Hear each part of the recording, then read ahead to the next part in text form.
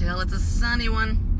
It's a sunny day. We had storms all night, wonderful storms that didn't seem, at least from our area, to be destructive. We didn't get the hail we were worried about, but we got tons of rain followed by a blue sky. I mean, it doesn't get any better than that, right? I'm pretty excited anyway. So sometimes I like to start off while people join, telling you kind of a funny story. So this has absolutely nothing to do with anything, but I think you'll get a kick out of it. I did anyway. So my daughter Celia reminded me of this dream she had a few months ago when she first told me about it, but I thought it was pretty funny. So she dreamed that she and Savannah, my older daughter, they're 14 months apart, were at the doctor or the hospital really, and the doctor came out and gave, remember this is Savannah, this is a dream in case you're just now tuning in, gave Savannah this devastating news that she was terminally ill. There was nothing they could do for her. And so Savannah was in this hospital bed. And Celia says, for whatever reason, none of y'all were around. I was the only one that was going to stay by her side. And I was holding her hand, and I was staying there with her. And I was really going to comfort Savannah in her terminal illness. Again, a dream. If you're just tuning in, don't panic. And Celia said, oh, everybody was just so sad and devastated, but only Celia was going to stay with her the whole time. And said then the doctor came in, though, and said, there's been a mistake in the paperwork. It turns out, Celia, you're the one with the terminal illness, not Savannah. She said everything changed all of a sudden. And she goes, so Savannah crawled out of the hospital bed. Celia crawled into it. And she was the one. And then she goes, to add insult to injury was bad enough. I was already upset. Now this is a whole different level and kind of upset, you know. She goes, so I crawl into the hospital bed then. And turns out, Savannah said she's too busy. She got to go. She can't stay with me. She goes, I was the only one going to stay with you throughout this terminal illness. No, you left me. So, anyway, I hope you got a kick out of that. Again, if you just tuned in, it was only a dream, but it was a really, really good one. So, my topic for this morning is course correction. Why is our life always about course correction? Because it's about course correction if you do things. If you're just a talker and you're bragging that you don't have to do a lot of course corrections, probably because you don't do much. I mean, you know, honestly, don't mean to be hard on you, but I mean, it's true. You don't have to change much if you don't do anything. But if you're a doer and you jump in and say, let's try something, then you're going to always be saying, you know, let's adjust, let's tweak. It's not working. We need to make some changes. So I feel that way about a lot of things, but right now, most importantly on my mind is this book that we're doing our book club of. And it's a wonderful book, Napoleon Hill's Think and Grow Rich. But what I have learned about it, I'm extremely auditory versus visual. And I'd love to see comment below and let me know if you're auditory or visual. I feel like most people are visual and they need to see things to learn. I can see a movie, and a friend told me this probably 25 years ago. I said, why is it that I can't remember even the simplest scenes from movies I've seen, but I know every word to every song? That's not strange at all. You're not visual, you're auditory. So people will be like, don't you remember this part of this movie? I'm like, I don't know if I ever saw this movie. I've been down these streets 100 times. I see buildings and houses I've never seen. I could be on a trip with Wes or Savannah. We've driven 7 hours. And they're like, remember we always turn by this gas station. It's 4 hours from here. No, I don't remember that gas station. But auditory, yes. So to me, it would make sense that I would be able to do any book pretty much on Audible and not have to read it in paper, you know, hardback version.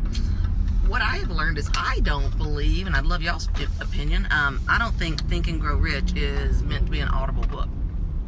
I think it's meant to be an Audible book if you want to listen very passively and not put its steps into action. That would be my opinion on that.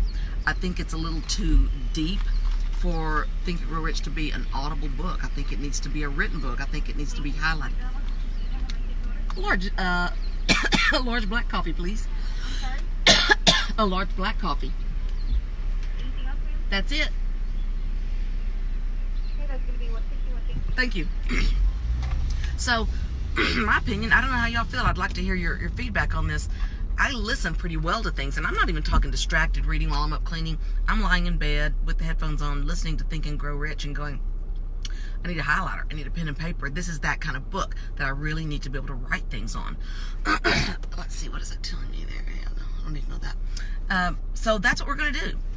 I'm not going to do it maybe not even as part of the drive. I may do it as a separate little series. To me, I feel like I need a whiteboard. I need to write some principles down, and we need to talk about those and hit them hard.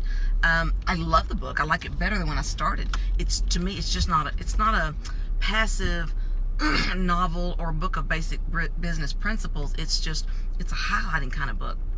So that's my opinion. So we're going to be thinking and growing rich in a different form. Let me figure out what that's going to be. It may be in my office where I have this gargantuan whiteboard, and I've been wanting to set up a little video space, and maybe we'll do 2 or 3 chapters at once, because I find that I can very easily get through the chapters in Audible, but I think, boy, I am not getting everything this book has to offer me. I'm just not. So, see, I got the wrong card out, y'all. I'm still using my gift card that one of my sweet friends here gave me for McDonald's because of the drive. Supposed to keep using that until it's gone. So let me know what you guys think about that. I think it needs to be handled in a different way, done as a more intentional series. It can still be very casual, iPhone, doing it live, thank you. But I think it needs to be done in a highlighter. Get your hard copy out, put your Audible away. And that's my opinion on that matter. So that's what we're going to be doing. I listened this morning to the self-suggestion, and I would find myself thinking, I got to go back and write some of this down, because this is great stuff. I want to go back to chapter 2 and write down the 6 principles and the 6 steps. When they're numbering out things that specifically, that's real hard to get in an Audible version. So we are going to course correct that.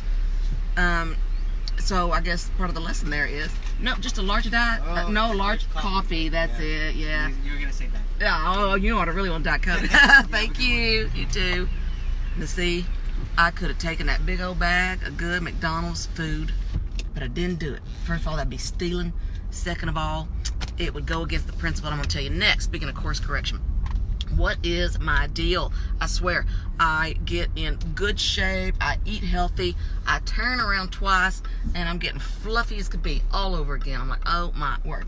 But that just tells me I gotta get my mind back right. I gotta get back on some kind of control situation, some self-control. So, you know what announcement's coming. You know what it is. It hurts me to say it, but Whole 30 has to start again today. And Whole 30 only works, for me anyway, if I put it out to the universe. I have to commit right here, and I have to tell you that I've not cheated. Every day I have to tell you, I have to commit, because it's so easy to want to cheat.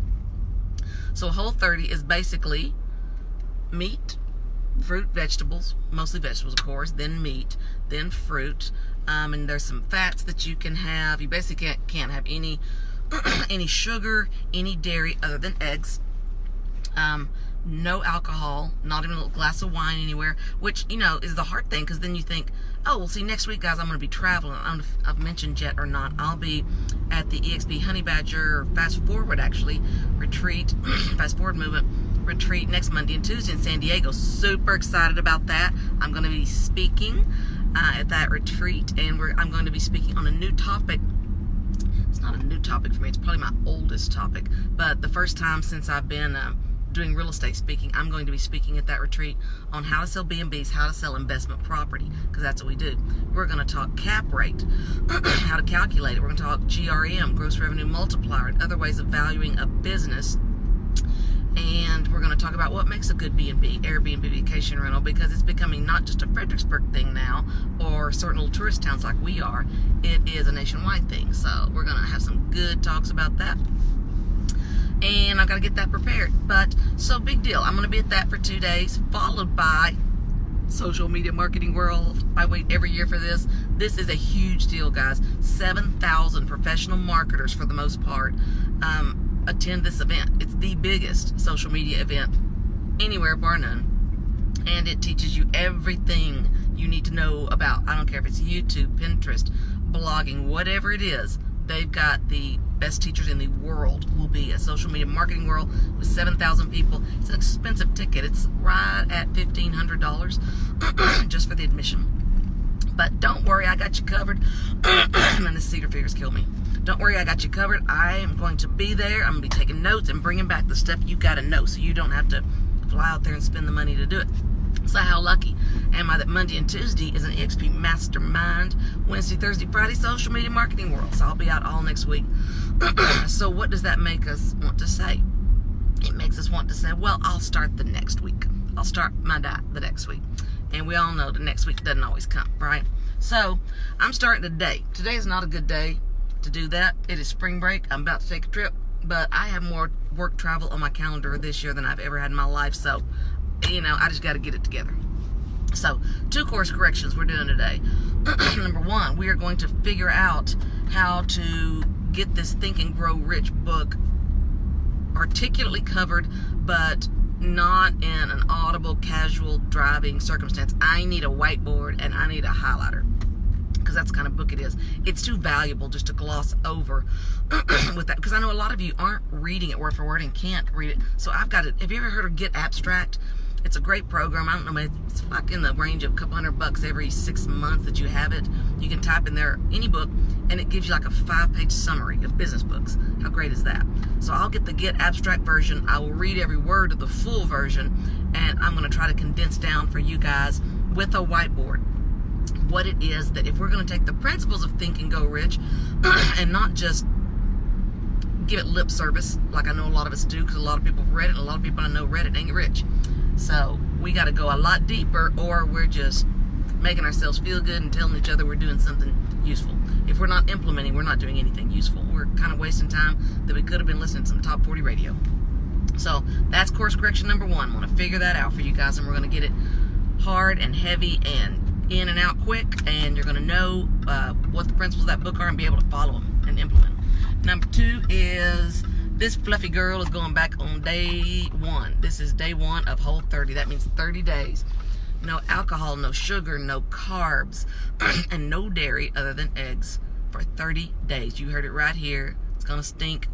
But then again, it's really not that big a deal. But y'all hold me accountable, right? Anybody else want to join? Let me know below. We're going to do it.